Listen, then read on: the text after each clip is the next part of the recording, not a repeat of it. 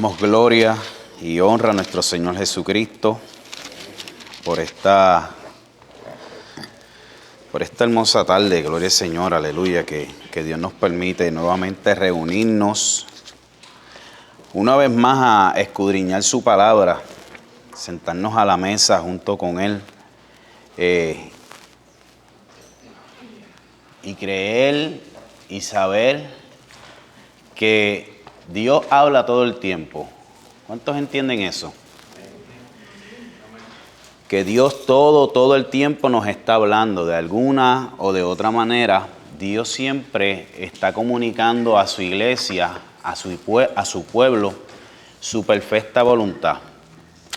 Ya sea en el culto de domingo, el martes, el jueves, ya sea cuando nosotros abrimos la palabra, ya sea por tantas formas en las que Dios habla y ministra nuestras vidas.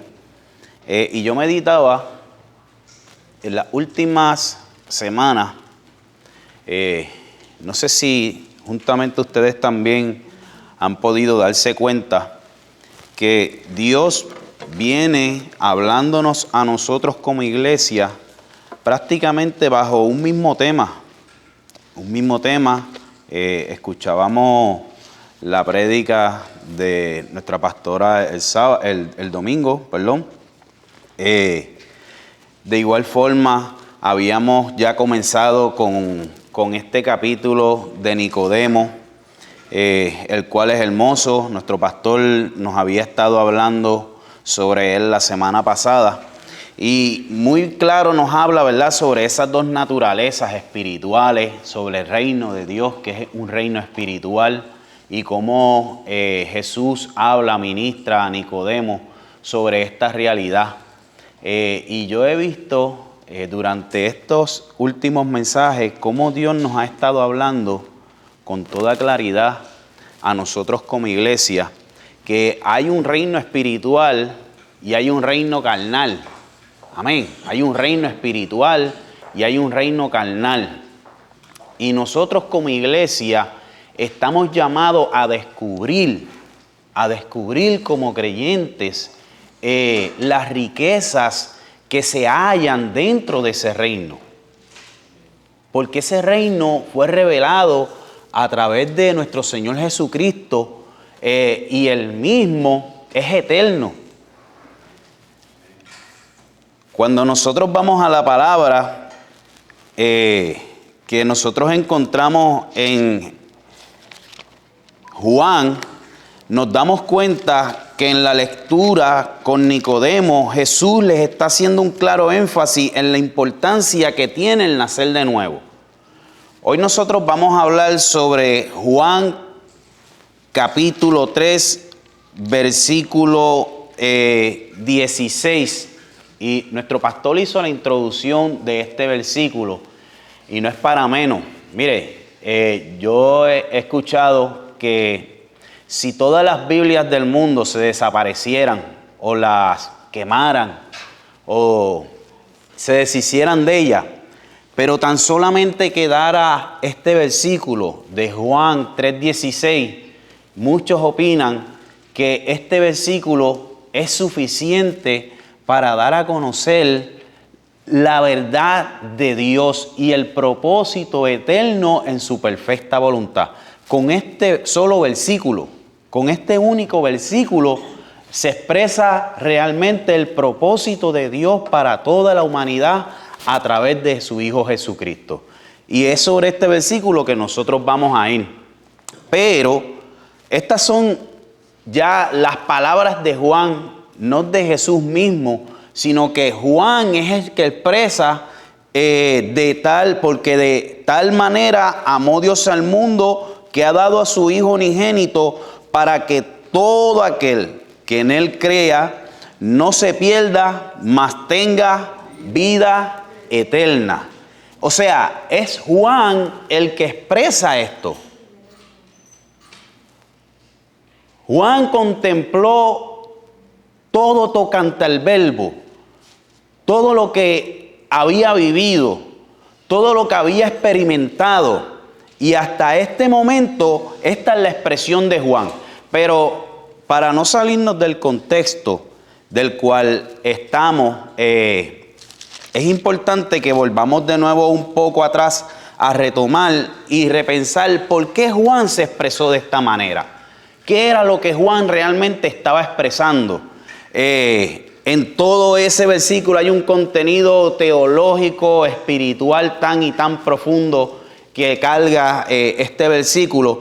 Pero para nosotros poder tener una idea, no perdamos de perspectiva el hilo que Juan está trayendo desde el principio.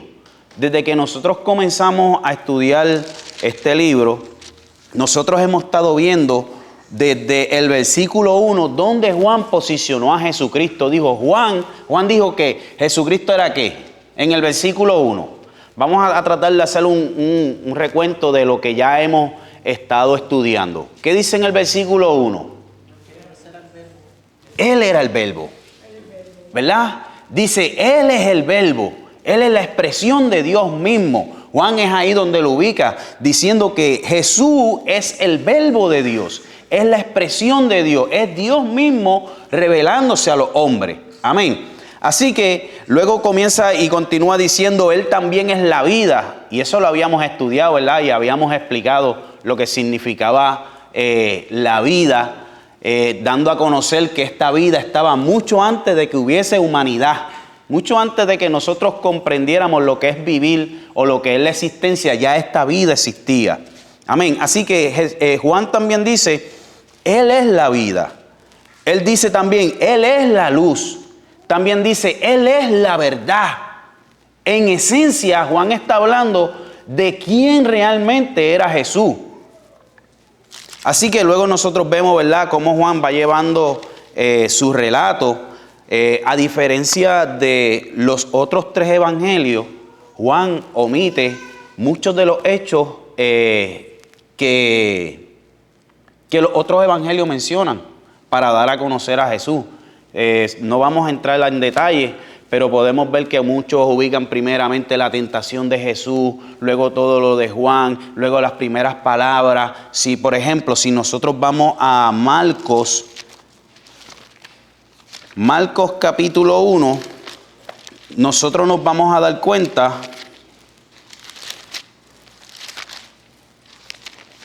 que Marcos, en el versículo 14, dice que después que Jesús, primero habla del bautismo, luego la tentación de Jesús, y el título, no sé si todas las Biblias de ustedes dicen lo mismo, dice Jesús principia su ministerio. Dice, después que Juan fue encarcelado, Jesús vino a Galilea predicando el evangelio del reino, diciendo, el tiempo de Dios se ha cumplido, el reino de Dios se ha acercado, arrepentido y creed en el evangelio. Y si nos damos cuenta en los otros evangelios, tanto Lucas como Marcos, básicamente ellos también hacen el mismo relato. Pero Juan no habla de la misma manera. Juan, para hablar de lo que es el reino de Dios y de la necesidad que hay de nacer de nuevo, Juan entonces nos presenta a Nicodemo. Básicamente está haciendo lo mismo, pero desde otra estructura. Para que nosotros entendamos también una misma cosa, pero desde la perspectiva en que Juan la experimentó. Por eso nosotros vemos también que cuál es la conversación que tiene Jesús y Nicodemo. Básico. ¿Cuáles son los temas principales que nosotros estudiamos la semana pasada en esta clase? ¿Cuáles son esos temas básicos? Nacer de nuevo. Ajá. ¿Qué más? Entrar en el reino. ¿Qué otra cosa? El Espíritu Santo, ¿verdad? Así que por eso es importante que nosotros entendamos en un principio cuál era la conversación que Juan quería presentarnos. No meramente a Nicodemo. Sí, Juan usa a Nicodemo porque representa a aquel grupo religioso, líderes del pueblo, que estaban sobre el pueblo, pero que aún todavía no comprendían, como claramente nosotros lo vemos en la conversación con Nicodemo, lo que era realmente nacer de nuevo. Así que dentro de esta conversación nosotros vemos algunos temas principales como los que ya mencionamos. Por ejemplo, la necesidad de nacer de nuevo. Número 2, en esta conversación también vemos cuando Jesús le habla del reino de Dios. También cómo se nace de nuevo. ¿Y cómo se nace de nuevo? ¿Qué es lo que nos dice? ¿Qué es lo que le dice Jesús a Nicodemo? En el Espíritu, ajá. Esa es una. ¿Y qué más? ¿Qué más dice Juan referente a ese proceso de nacimiento? En el versículo 5, estoy en capítulo 3, versículo 5. ¿Cómo? Nacer del agua, ¿verdad que sí? Así que Juan en el versículo 5 también le dice cómo se nace de nuevo. Le dice que el que naciere del agua y del Espíritu no puede entrar en el reino de Dios. O sea que había una necesidad de un nacimiento y él dice, hay que nacer del agua. Pero realmente, ¿a qué era lo que Jesús estaba haciendo referencia? Al bautismo. Si nosotros recordamos, en los primeros capítulos que nosotros estudiamos, nosotros vemos el mensaje de Juan el Bautista. ¿Y cuál era el mensaje de Juan el Bautista?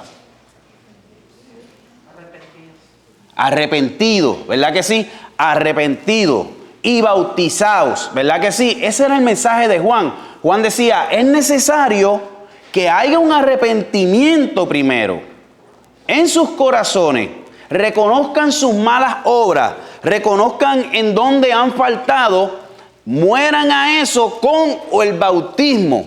Y entonces luego que reconocían sus pecados, tipificaba que el bautismo, ¿verdad que sí? Una muerte y un nuevo nacimiento. Pero Juan mismo dice, yo los bautizo con agua, ¿verdad que sí? Juan decía, yo les bautizo a ustedes con agua, pero viene uno después de mí, el cual ¿qué? El cual os bautizará en espíritu y fuego. Amén. Así que básicamente esa es la conversación que Jesús y Nicodemo están teniendo. Jesús le está diciendo, tiene que haber antes un arrepentimiento. Tiene que haber primero una muerte para que entonces pueda obrarse, ¿qué? Un nuevo nacimiento.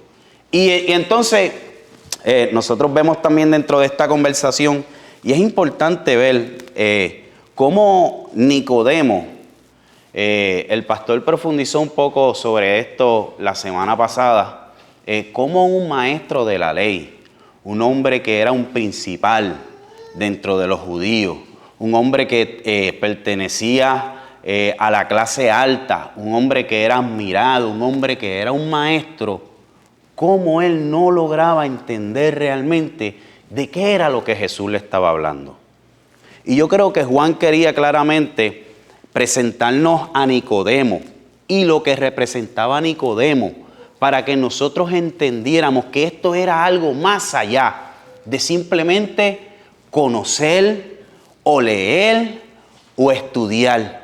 Por eso Jesús presenta a Nicodemo, porque Jesús quería que realmente, Juan quería que nosotros comprendiéramos que esto era algo que iba mucho más allá de ser un líder, de estudiar la palabra. Mire, el estudio que esta gente realmente hacían de las escrituras era un estudio profundo, bien minucioso. ¿Cuál era la letra que quedaba en el medio de la Torá? ¿Cuáles eran los primeros versículos? ¿Cuántos versículos tenían? Ellos hacían un estudio profundo, eran hombres realmente conocedores de todo aquel Pentateuco, de todos aquellos salmos, de todo aquello que habían dicho los profetas. Estos hombres eran conocedores, eran hombres que realmente dominaban el tema. Pero más sin embargo, esto aún no le permitía entender realmente qué era lo que Jesús le estaba hablando. Y eso debe de hacernos eco a nosotros, hoy como iglesia. que no es simplemente estudiar, no es simplemente leer, no es simplemente escudriñar, es comprender en esencia qué es lo que Dios me está hablando. ¿Qué habla la palabra a mi espíritu? ¿Qué me ministra? ¿Cómo me ministra? ¿Qué formalidad da a mi vida? ¿Cómo me perfecciona? Si eso no ocurre en nuestras vidas, realmente nos pasa lo mismo que a Nicodemo. Sabemos mucho, conocemos mucho, escuchamos mucho, pero no hay tal comprensión de entender realmente qué es lo que Jesús nos está hablando. Y yo creo que esto sí debe ser de preocupación para cualquier creyente que llegue o que abra la Biblia o que tenga una vida cristiana, pero está enajenado realmente de cuál es el propósito verdadero de Dios a su vida. Algo está pasando. En un lugar no estamos fijando claramente nuestra mirada. En un lugar no estamos fijando claramente nuestro espíritu. Amén.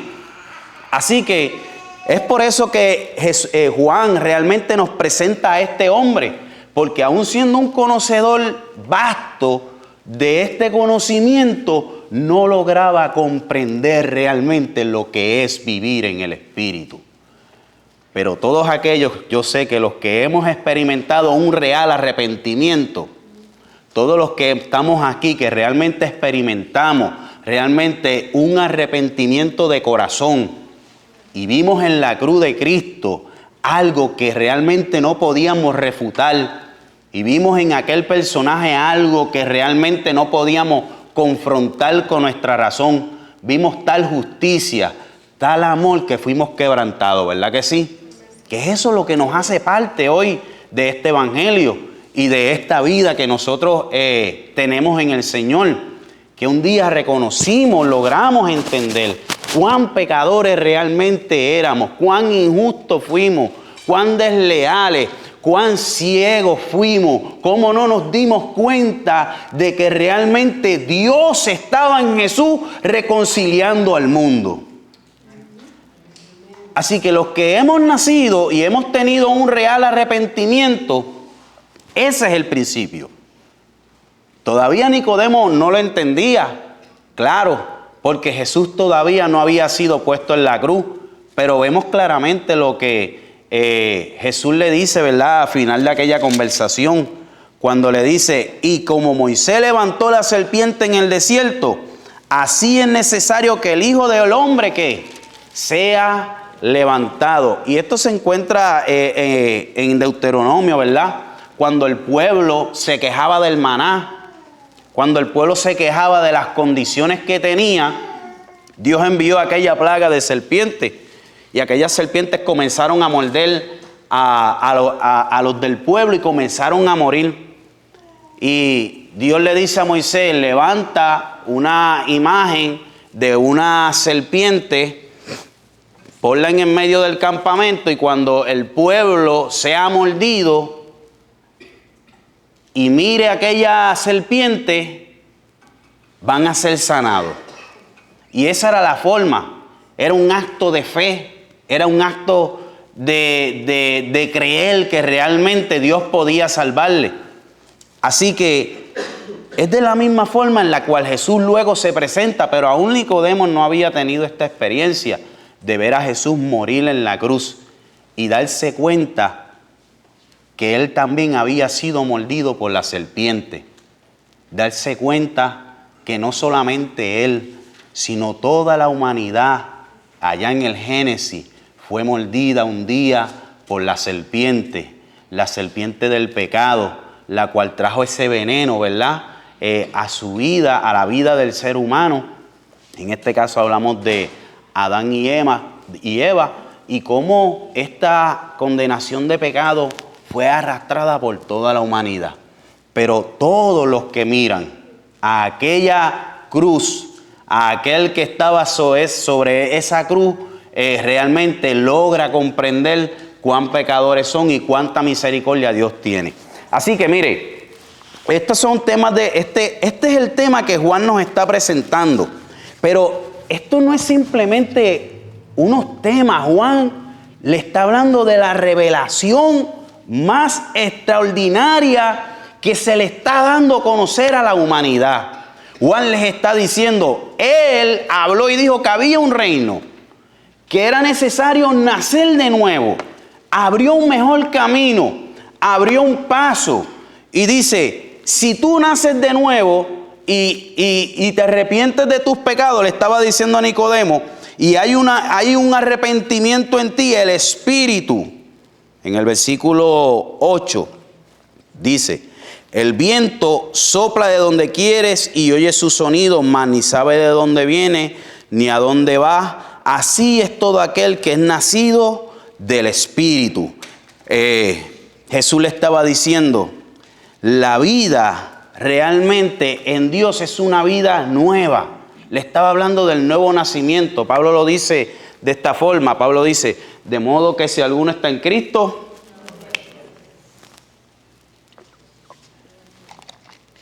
las cosas viejas pasaron, he aquí, todas son hechas nuevas. En Santiago, si no más bien me equivoco, dice, y Él nos ha hecho renacer por la palabra de verdad. Y sin duda alguna, Juan le estaba hablando, Jesús le estaba hablando en este versículo, le estaba diciendo a Nicodemo, el nacimiento se produce por la guianza del Espíritu. Cuando hay esa relación, cuando hay esa muerte, cuando hay ese reconocer, cuando hay ese arrepentimiento, va a tener lugar el Espíritu Santo, el cual te va a llevar a esa vida. Amén. Así que nosotros vemos en el versículo 11 luego, donde dice, de cierto os digo, que lo que sabemos hablamos, y lo que hemos visto testificamos, y no recibí nuestro testimonio. Si os he dicho cosas terrenales y no creéis, ¿cómo entonces creeréis si digo las celestiales? Así que Jesús, fíjese, le está diciendo en el versículo 11, de cierto te digo que lo que sabemos hablamos, hablando de Él mismo, hablando de que no tan solamente Él dice lo que sabemos, hablando también de su comunión con el Padre. Dice en el versículo 13, nadie subió al cielo, sino el que descendió del cielo, el Hijo del Hombre que está ¿dónde? Pero ¿dónde estaba Jesús? ¿Ah? En la tierra. Pero ¿dónde? ¿Cuál es la expresión que hace? ¿Que está dónde? En el cielo. Amén. Y eso es interesante. No todas las versiones lo traducen de esta forma. Hay algunas traducciones que esto lo omiten, pero es claro entender que Jesús le estaba diciendo, yo estoy en la tierra, pero mi comunión está ¿dónde? En el cielo. Eso era lo que Jesús le estaba diciendo.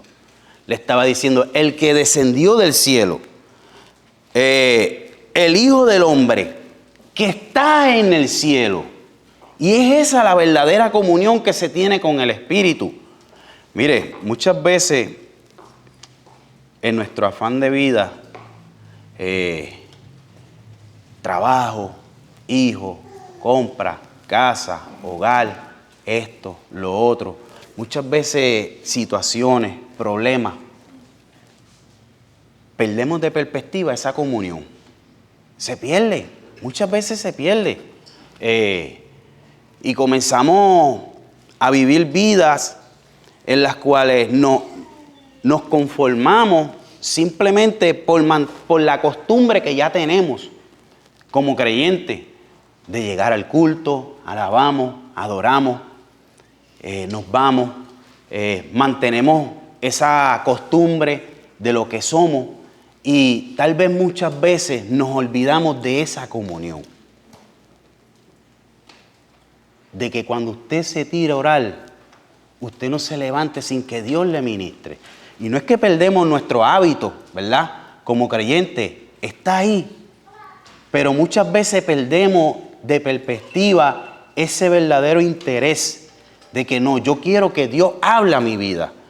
Yo quiero que cuando yo me levante aquí, de esta oración, o cuando yo salga de este culto, o cuando yo salga de esta reunión, mi comunión realmente esté con Dios. Muchas veces perdemos eso de perspectiva y la necesidad que nosotros tenemos de tener esa comunión con Dios. Ahora, Moisés, en el versículo, cuando vamos al versículo 15, alguien que lo lea.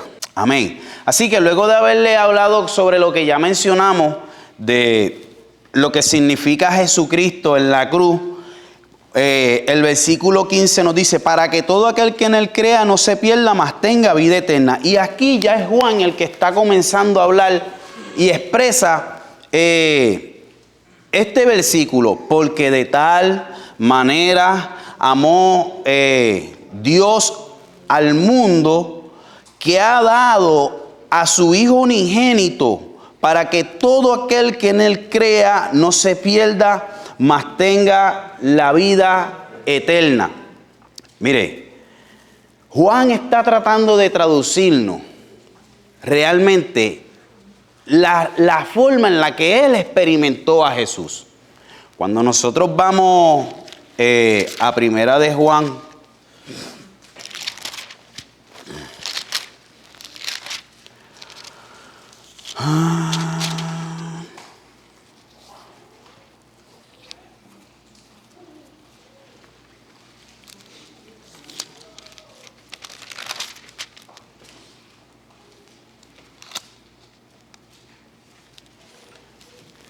Primera de Juan capítulo 1,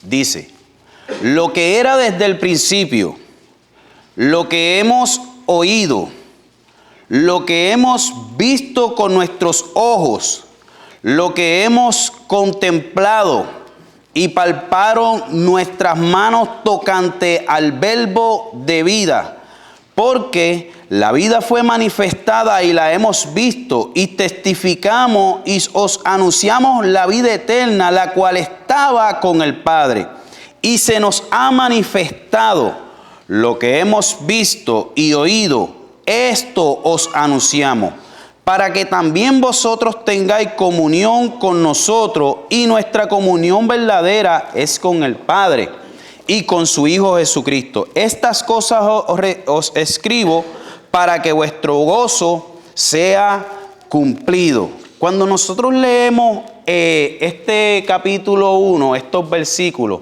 claramente Juan nos está haciendo entender la razón por la cual Juan escribía sobre cada experiencia, sobre lo que él vio, sobre lo que él experimentó, sobre aquella vivencia, de cómo él se fue revelando a su vida. Y Juan es bien detallista a la hora de hablar de Jesucristo, porque Juan quería que realmente nosotros pudiéramos entender qué era lo que Juan estaba sintiendo. ¿Cómo fue que Juan se dio cuenta? ¿Cómo fue que Juan lo descubrió? ¿Cómo Juan, estando cerca de él, fue comprendiendo paso a paso quién era Jesús? Por ejemplo, Juan, en todo el Evangelio, nosotros vamos a estar viendo de las formas que Juan describe a Jesucristo. Juan, en un principio, ya lo estudiamos, lo describe como el verbo de Dios, que eso está en el capítulo 1, versículo 1. También lo describe como la luz del mundo. Lo describe también como la vida. En el capítulo 8 lo describe como el yo soy.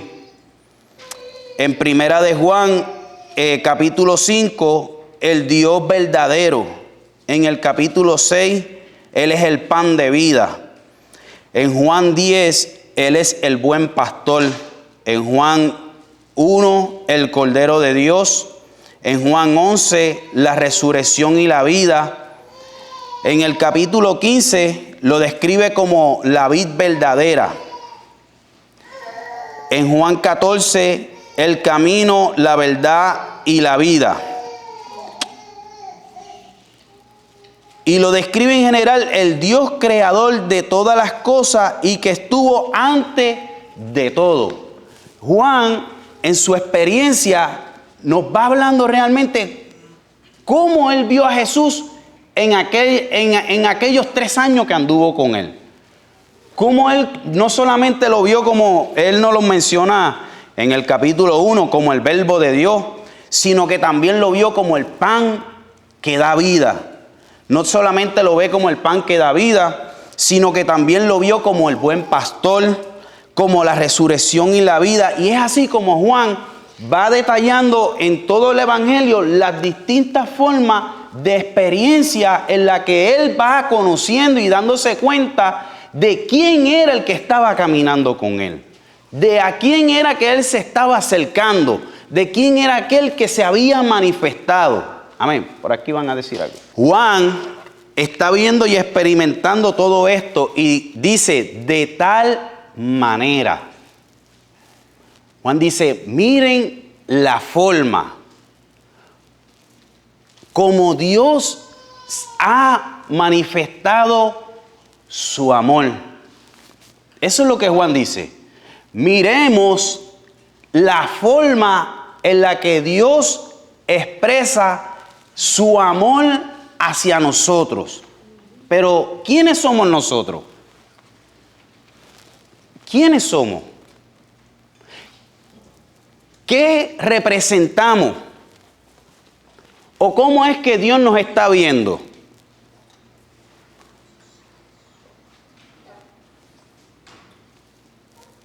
¿Acaso no éramos aquellos que habíamos caído en el pecado?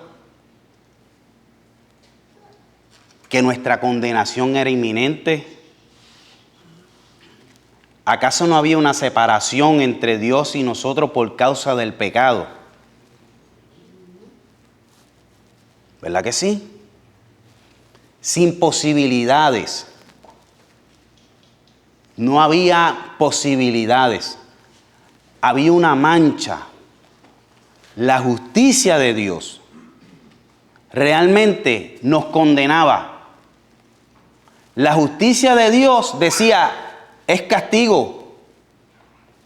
¿Eso era o no es así? ¿Era eso lo que había o no era lo que había?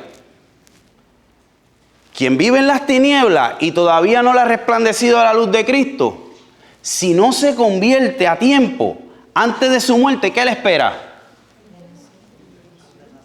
La condenación. Porque había una condenación por causa del pecado. Y la hay, ¿verdad? La hay. Y está ahí presente.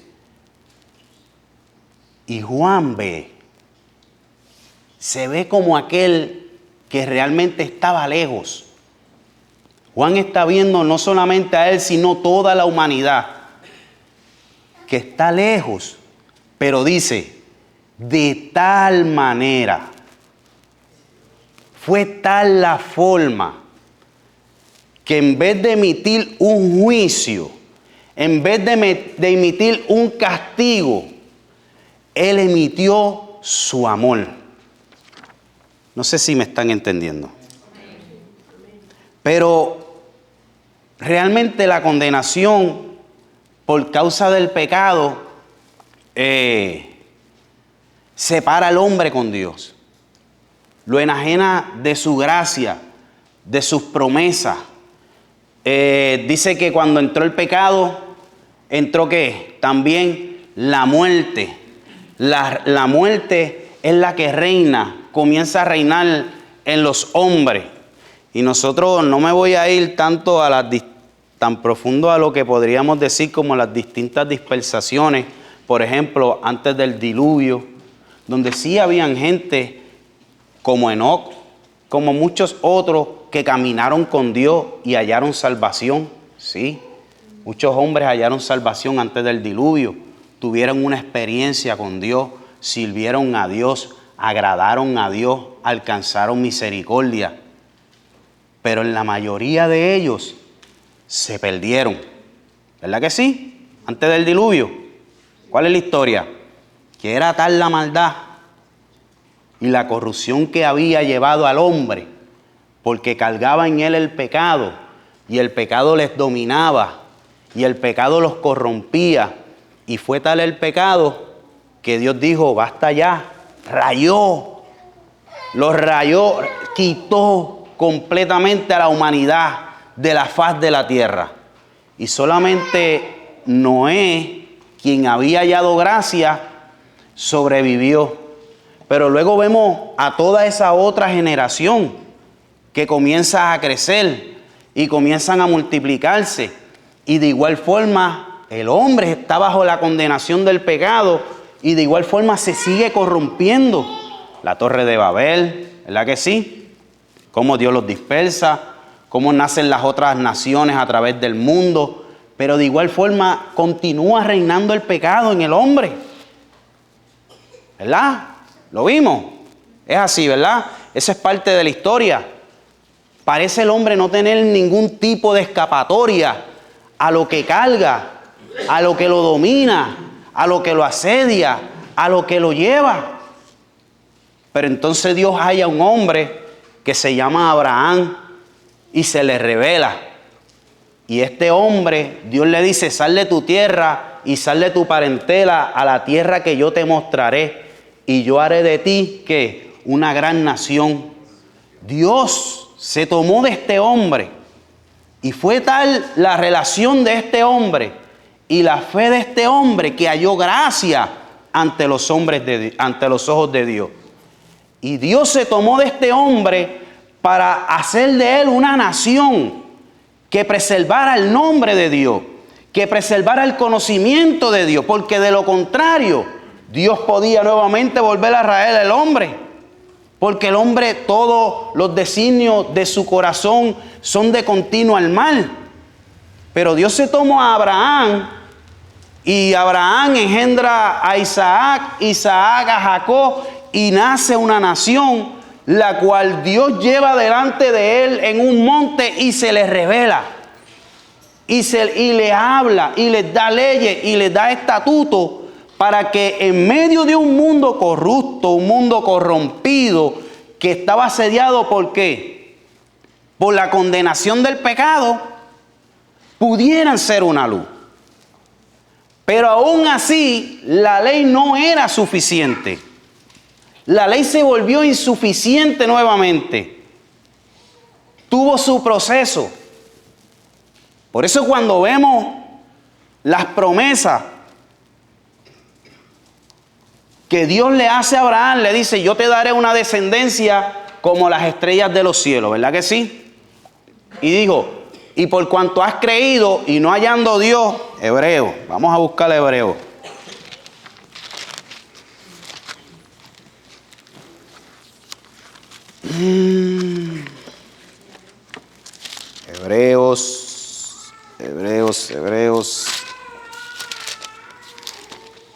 Hebreos capítulo 6, versículo 13, dice, esto es Dios hablando con Abraham, capítulo 6, versículo 13. Por cuanto Dios hizo la promesa a Abraham, ¿la promesa de qué? De salvación, la promesa de su hijo, no pudiendo jurar por otro mayor, ¿qué dice? ¿Juró por quién? Por sí mismo. No hallando a alguien más alto, grande o tan confiable, él jura por él mismo. Él dice, yo te prometo que lo que yo dije que voy a hacer contigo, yo lo voy a sostener. Pase lo que pase en la historia, yo mismo voy a hacer de ti una descendencia, la cual será grande como las estrellas de los cielos, las cuales serán luminares, ¿verdad que sí? No habiendo otro mayor, jura por él mismo. Entonces cuando vemos a Juan decir, porque de tal manera Dios amó al mundo, que dio a quién? Se dio él mismo. Juan está diciendo, Dios se ha dado vamos a ver esto. Toda la inmensa grandeza de Dios, toda la autoridad, todo el poder, toda la soberanía, todo lo que Él es, ese Dios que se había revelado para darse a conocer a los hombres, Él lo tradujo en una forma. ¿Cómo lo tradujo? ¿Cómo Dios se tradujo? ¿Cómo Dios se traduce en nuestras vidas? Ese Dios tan grande, ese Dios poderoso, que humanamente nosotros no logramos comprender la grandeza.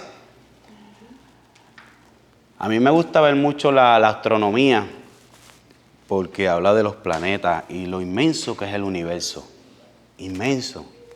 Los sistemas solares, las galaxias. Y sabemos que el Dios que nosotros le servimos es el creador de todo eso. Y cuando imaginamos esa grandeza, yo me pierdo. En verdad, yo ahí me pierdo y digo, wow, cuán insignificante somos. Cuán insignificante. Pero cuando comienzo a sentirme insignificante y sentirme como nada, su amor es el que nos conforta. Es así como Dios se tradujo al ser humano. Dios se tradujo en amor. Así es como Dios se tradujo. La grandeza de Dios, lo inmenso de Dios, lo poderoso de Dios, su grandeza, que nosotros humanamente no podemos comprender, Dios la tradujo de una forma, la tradujo en amor. Por eso el amor de Dios, dice la palabra, que nos constriñe, nos hace saber que Él es verdadero. Ese amor revelado a nuestras vidas es lo que nos hace saber que hay un Dios eterno. Y no solamente lo reveló en amor, sino que ese amor lo encarnó. Y es ahí donde Juan se está maravillando. Juan dice, porque de tal manera amó Dios al mundo que dio entonces a su Hijo. Juan está viendo al Verbo, Juan está viendo al Cordero, Juan está viendo al buen pastor, al pan de vida. Él lo está viendo, lo está tocando y está diciendo, Él es Dios mismo, quien se tradujo en la mejor expresión de amor, porque no ha habido otro hombre sobre la tierra carnal que expresara tales palabras, tal justicia, tal compasión, tal verdad, tal luz, tal cuidado sobre la faz de la tierra que Jesucristo. Eso es lo que Juan está viendo. Juan está diciendo, Dios se tradujo en amor y ese amor nos lo ha demostrado por medio de su Hijo. ¿Cuántos entienden? Así que cuando nosotros vamos entonces a Juan y leemos, porque de tal manera amó Dios al mundo, que dio a su único Hijo. ¿Para que qué? Cuando dice para que todo aquel que en Él cree. ¿A qué es lo que realmente nos llama a creer? ¿Ah? La palabra. Jesucristo. Jesucristo es la mayor experiencia de amor.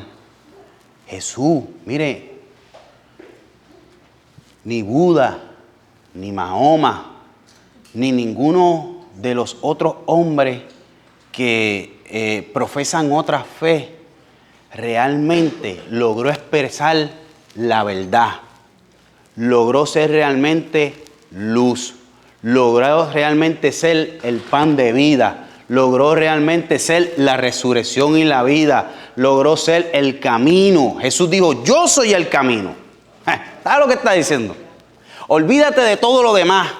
Olvídate de todo lo demás pensado por hombre alguno, por sabios, eruditos, políticos, poderosos. Olvídese de todo el mundo. Yo soy el camino. Yo soy la verdad. Yo soy la vida.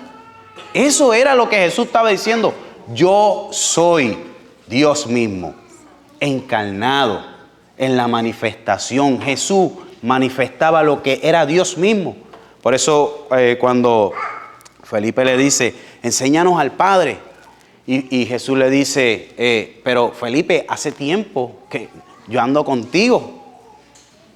¿No sabes que yo soy en el Padre y el Padre es en mí? Jesús manifestó todo lo de Dios encarnado en un cuerpo. Así que es ahí donde entonces vemos la admiración de Juan. Ya Juan había tenido toda su experiencia cuando está escribiendo, ¿verdad que sí? ¿Cuántos entienden? Nos ubicamos ahí entonces. Vamos a ubicarnos ahí. Juan, cuando escribe esto y está relatando este versículo 15, ya Juan ha tenido la experiencia, sabe quién es el Cordero, sabe quién es el Señor. Juan tiene ese nuevo nacimiento, ya Juan ha visto a Jesús de muchas formas. Amén. Así que cuando Juan está escribiendo, Juan se está maravillando realmente con haber entendido y conocido que quien andaba con él era Dios mismo. Era Jesús, era el Mesías, el cual el Antiguo Testamento había hablado de él. Preguntas, dudas, los veo bien callados. Están poniéndome nervioso.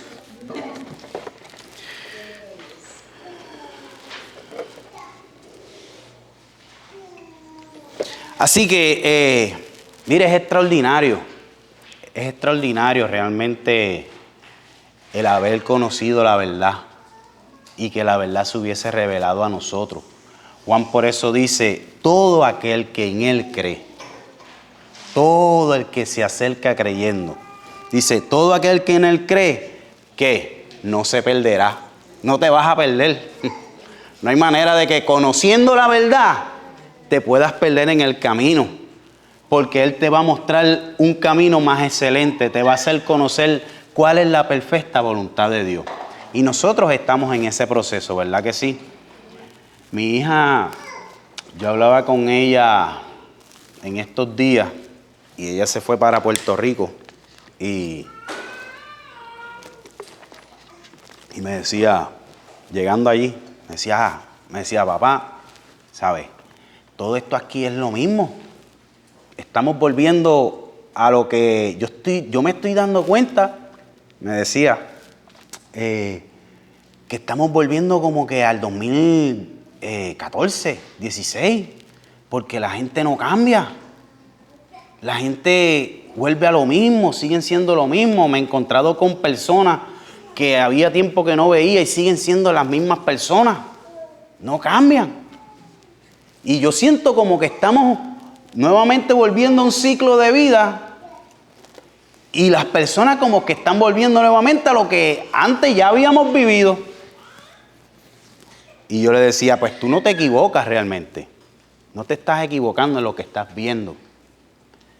El asunto es que la vida sí es un ciclo. La vida es un ciclo. Hay un ciclo de vida.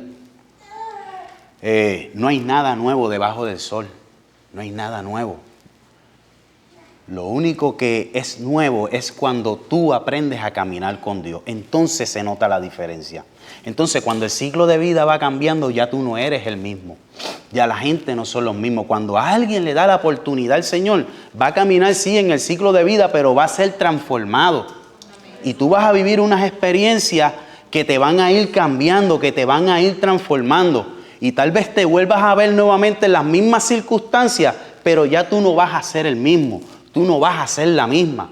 Por eso dice que no hay manera de que se pierda, no se pierde en el camino. Hay quienes se pierden en el camino porque no tienen dirección, porque enfrentan una y otra vez los mismos problemas, las mismas situaciones y responden de la misma manera, responden de la misma forma ante las situaciones. Pero aquellos que son guiados, aquellos que han creído, no se pierden en el camino. Cuando pasan de nuevo por el camino, dicen, ya yo pasé por estas circunstancias, ya yo pasé por estas situaciones, ya yo tropecé una vez aquí, pero el día que tropecé, entendí en la palabra lo que la palabra me estaba ministrando y me hizo conocer realmente dónde estaba mi error, dónde estaba el enemigo obrando, ¿cuántos entienden lo que estamos diciendo?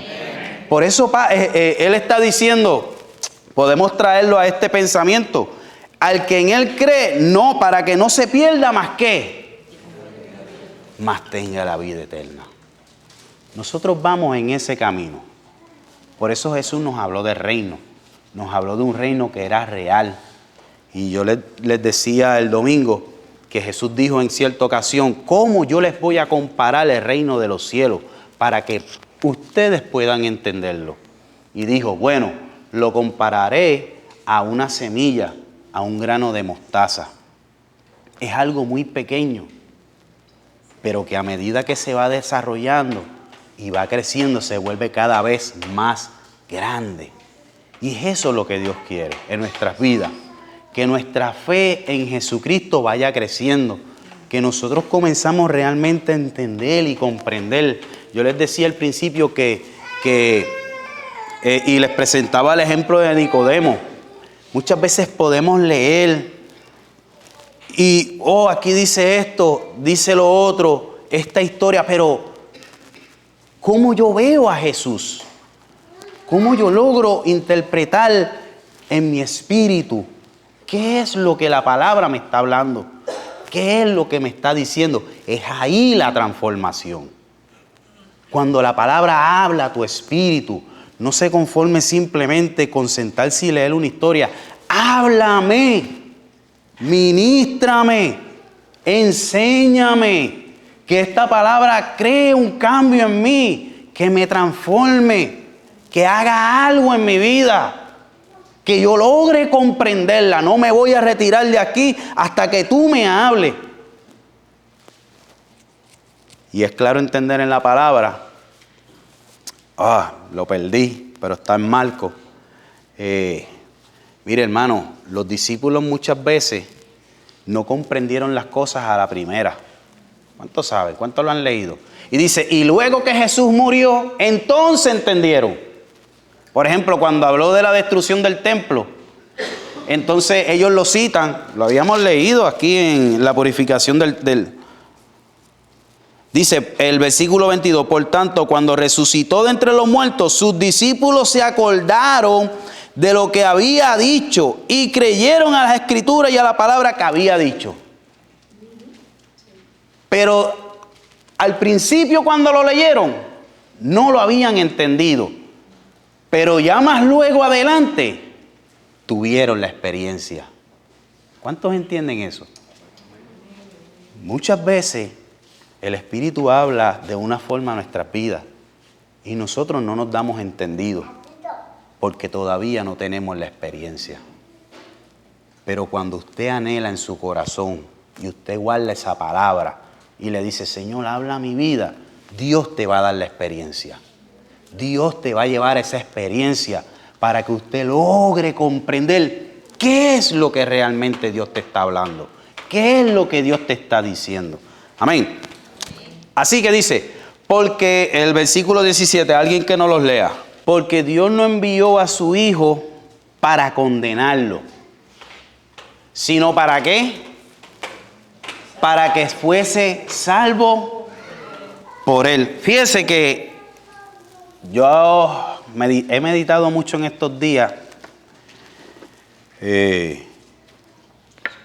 sobre la vida de Jesús, de cómo lo injuriaban. Es increíble usted ver cómo la gente injuriaba a Jesús.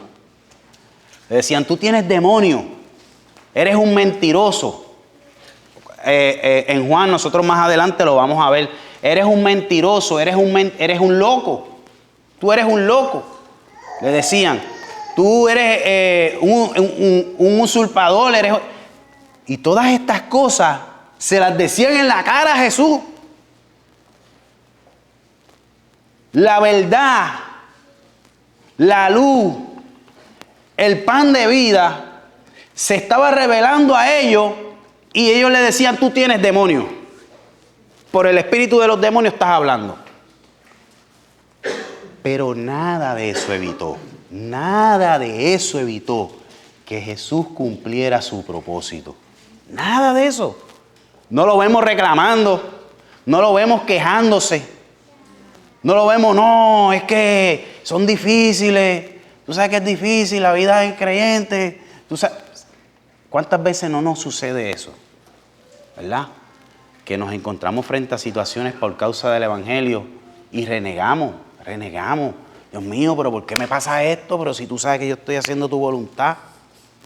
Pero eso nunca, ninguna de esas cosas evitaron que Jesús realmente cumpliera su propósito. Ni la injuria, ni las calumnias, ni todo lo mal que hablaron de Él, ni todas las suposiciones que hicieron de Él, ni todos los cuentos que se inventaron. Nada de eso realmente evitó que Él realmente cumpliera su propósito. Yo similar creo que desde ese mismo pensamiento yo aún no logro comprender, y no sé si ustedes también como iglesia, el amor de Dios. No logro comprenderlo. Porque aún yo siendo padre de mi hijo, yo tengo mis límites. ¿Sabe? Yo puedo aconsejarlos, pero cuando yo veo que siguen persistiendo, ¿sabe? Uno se molesta. Y uno quisiera, ¿sabe? Ponerlos en su sitio, para que ya no vuelva a pasar lo mismo. Pero Dios no es así. Dios no es así. ¿Cuántas veces yo digo, wow, Señor, cuán tolerante tú eres? Cuán tolerante tú eres, Señor. ¿Sabes? Que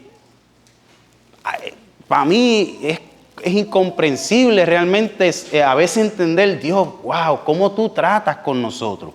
Cómo tú logras tratar por tanta paciencia, ¿sabes?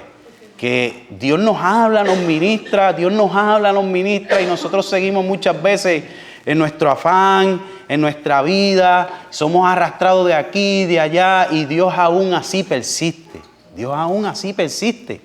Para que, y su persistencia es una, conóceme, siénteme. Porque cuando tú realmente logras conocer y sentir esa verdad, es cuando usted realmente hace un alto. ¿Es así o no es así? Entonces usted tiene un detente, y un detente en su vida donde traza usted mismo la línea y dice, realmente no puedo hacer esto porque estoy desagradando a Dios. Esto no va, esto no conviene. Realmente debo reafirmarme en esto otro, porque creo que esto sí de alguna manera puede demostrarle a Dios mi gratitud hacia Él, mi amor hacia Él, de alguna manera pagar, ¿verdad? El compromiso, yo siempre he dicho que es importante. Muchas veces el compromiso nos mantiene, pero la gratitud es lo que realmente, es de lo que realmente Dios se agrada. Cuando usted actúa por gratitud, porque realmente yo me siento complacido con lo que Dios está haciendo. Yo me siento complacido con querer adorar a Dios, con querer servirle. Amén. Así que, sigue. Dice, porque no envió Dios a su Hijo al mundo para condenar al mundo, sino para que el mundo fuese salvo por él. Mire, usted recuerda el pasaje, yo pienso en esto y hasta me río, donde le están hablando a Zacarías del nacimiento de Juan el Bautista, ¿verdad? El ángel está hablando a Zacarías sobre que va a tener un hijo. Y él, siendo ya mayor, le dice, pero ¿cómo va a ser esto? Y el ángel se enojó. El ángel lo dejó mudo. Le dijo, por cuanto no creíste. Mire, usted imagínese cuántas veces nosotros realmente no creemos, o dudamos, o desobedecemos. Si hubiese sido un ángel, realmente ya nos hubiese talado. ¿Verdad que sí? Por ejemplo, la ciudad de Sodoma y Gomorra. ¿Quiénes las talaron? Los ángeles. Pero más sin embargo, Dios no envió un ángel. Él mismo. Porque es ahí donde realmente se muestra su calidad de amor. En que Él mismo, no nadie más, no otro, no un ángel, Él mismo se encarnó y nos demostró realmente en vivir la vida que vivió y en darnos el mensaje que nos dio para que nosotros comprendiéramos en eso realmente la expresión de su amor. Nosotros apenas estamos comenzando a leer de Jesús, vamos por el capítulo 3. Pero a medida que vayamos avanzando, nos vamos a ir dando cuenta realmente de quién es ese Jesús. De cómo lo injuriaban, como les dije, de cómo realmente pudo haberlos condenado. Cuando, por ejemplo, en el Getsemaní, Pedro sacó una espada, ¿se acuerda? Y le picó la oreja ¿A quién? A Marcos. ¿Y qué hizo Jesús? ¿Le dio una pata a la oreja? ¿Dejó la oreja allí tirada? ¿Qué hizo? Se bajó y se la pegó. ¿Se recuerdan cuando Jesús iba de camino y andaba con Jacobo y andaba con Juan? Y los había enviado al frente y aquella gente no quisieron ayudarlo. Y dijeron ellos, Señor, les mandamos fuego del cielo. ¿Cuántos se acuerdan de eso? Y Jesús los reprendió. Les dijo, pero ustedes no saben de qué espíritu son. El Hijo del Hombre no ha venido a perderlo. ¡Wow, mi hermano! Y le dijo a Pedro, le dijo, tú no sabes que yo puedo, en el Getsemaní, tú no sabes que yo puedo pedir en esta hora ángeles para que vengan y nos ayuden y están ahí dispuestos. La expresión de su amor. ¿Cómo se expresa el amor de Dios? A través de Jesucristo. Amén. Así que ahí nosotros entendemos lo que Juan nos está diciendo. Él no envió a su Hijo a condenarlo. Bien nos pudo haber condenado. Pero oiga más adelante. El que en Él cree, ¿qué dice? No es condenado. Pero, ¿qué más dice? ¿Jesús lo condenó? Se condenó él mismo. Se condena a aquel que no cree. Aquel mismo que no cree, él mismo se condena porque no creyó a la verdad, porque no creyó al mensaje que Dios había enviado a través de su Hijo. Perdón. Seguimos, para terminar, nos vamos a quedar en el 20, en el 21. Alguien que nos lea el 19. Así que Juan nos dice, y esta es la condenación, que la luz vino, que el camino se abrió, que la verdad le fue anunciada, que Dios mismo estuvo entre los hombres, y es el no creer realmente a esto lo que condena al hombre. Esto es lo que realmente condena al hombre. No Jesús mismo. La misma palabra que los salva es la que los va a condenar y a juzgar cuando se nieguen realmente a reconocerla. Porque todo aquel que hace lo malo y aborrece la luz no viene a la luz para que sus obras ¿qué? No sean reprendidas. Mas el que practica la verdad viene a la luz para que sus obras sean manifiestas, que sus obras son hechas en Dios. Amén. Así que Juan nos está hablando, ¿verdad? Básicamente lo que ya nos había estado mencionando en el capítulo 1, cuando comenzamos. La luz en las tinieblas, desde el versículo 4. En él estaba la vida y la vida era la luz de los hombres. La luz en las tinieblas resplandeció y las tinieblas no prevalecieron contra ella. Amén. Así que Juan nos está diciendo, la luz vino al mundo, a alumbrar a todo hombre. Y más adelante en ese mismo capítulo, a los suyos vino y los suyos le recibieron, mas a todos los que le recibieron, a los que creen en su nombre, le dio potestad de ser llamados, hechos hijos de Dios. Todos aquellos que no creyeron permanecieron bajo la oscuridad de las tinieblas. Pero sin duda alguna, este versículo realmente nos muestra cuán grande amor Dios ha tenido con nosotros. ¿Cuál ha sido su misericordia? Juan dice, de tal manera. Miren la forma, Juan está diciendo, miren la forma en la que Dios ha expresado su amor.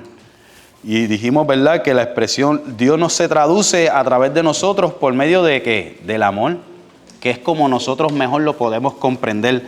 Pero dice, y ese amor se hizo carne. La palabra dice que somos luminares de este mundo. Usted es una antorcha encendida en medio de un mundo de tinieblas. Aquellos que le ha resplandecido la luz de Cristo en sus vidas, hermano, usted tiene reflejo de Dios. Usted tiene reflejo de Dios. No importa donde usted se pare, la gente ve algo distinto en usted. La gente ve algo distinto de Dios en sus vidas. Amén. Así que, dudas, preguntas. No habiendo nadie con dudas y preguntas, amén. Vamos entonces a dar por culminada la clase.